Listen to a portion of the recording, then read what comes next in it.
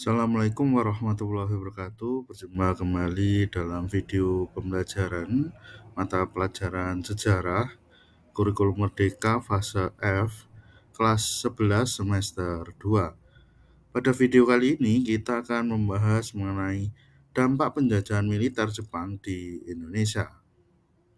Adapun materi yang akan dibahas diantaranya adalah mengenai dampak bidang politik, dampak sosial, budaya, dan ekonomi, dampak bidang pendidikan, dan dampak militer dan birokrasi.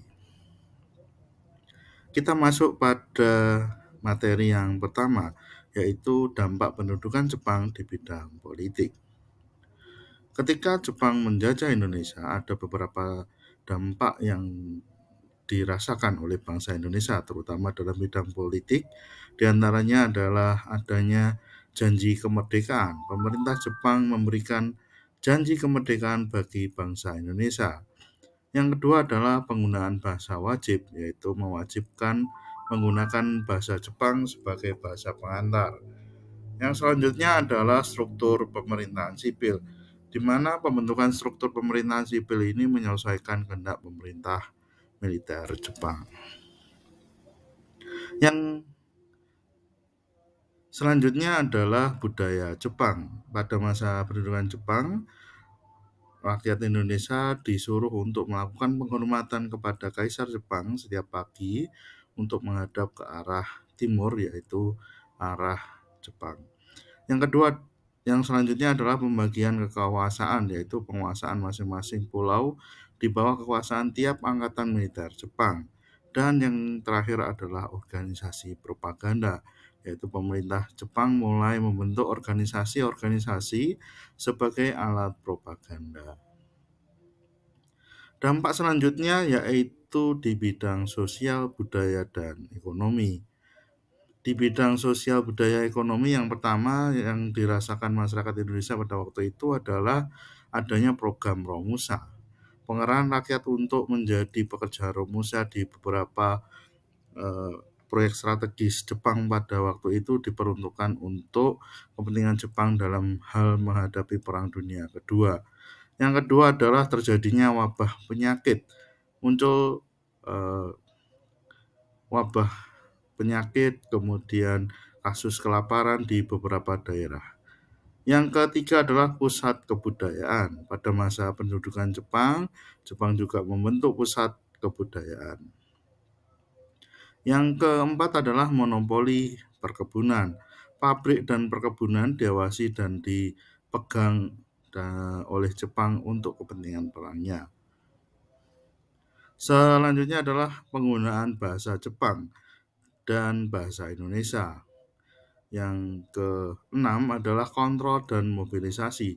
Penduduk dikontrol untuk dilakukan mobilisasi atau pemindahan. Dalam hal ini dilakukan karena untuk mendukung kebutuhan perang Jepang di kawasan Asia Tenggara. Kemudian yang terakhir adalah monopoli harga, di mana Jepang melakukan kontrol harga kebutuhan pokok terutama beras sesuai dengan kehendak Jepang. Selanjutnya dalam bidang pendidikan. Dalam bidang pendidikan diantaranya adalah Jepang melakukan pendidikan dasar, di mana pendidikan dasar ini hanya ada satu, yakni pendidikan 6 tahun. Kemudian bahasa pengantar yang digunakan adalah bahasa Jepang dan dipakai oleh seluruh sekolah.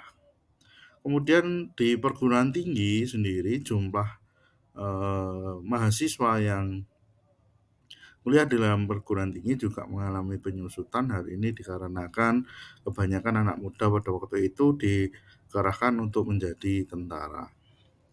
Selanjutnya adalah doktrinasi di sekolah, di mana sekolah sebagai indoktrinasi militer Jepang untuk kebutuhan perangnya. Kemudian juga dibentuk pelajar wajib militer, di mana para pelajar dianjurkan untuk masuk wajib militer. Kemudian kita berlanjut ke dampak di bidang militer dan birokrasi. Dalam dampak bidang militer dan demokrasi ini, yang pertama yang dirasakan diantaranya adalah terjadinya reorganisasi pemerintahan, di mana reorganisasi pemerintahan sipil awalnya pada masa Belanda dirubah pada masa Jepang, yaitu di bawah naungan militer. Kemudian pembentukan Chaosang-in, di mana pada masa Belanda ya Dewan Perwakilan itu diberi nama Volksraad. Kemudian pada masa Jepang ini diganti menjadi Chaosang-in. Yang ketiga adalah pelatihan militer bagi penduduk. Penduduk diberikan kesempatan untuk berlatih militer. Kemudian yang terakhir adalah mendengar pengetahuan dasar militer. Jadi penduduk mendapatkan pengetahuan dasar-dasar militer, baris berbaris, latihan penggunaan senjata, latihan perang, dan organisasi militer. Ini menjadi bekal yang cukup ketika Indonesia nanti setelah kemerdekaan harus menghadapi sekutu Jepang maupun Belanda.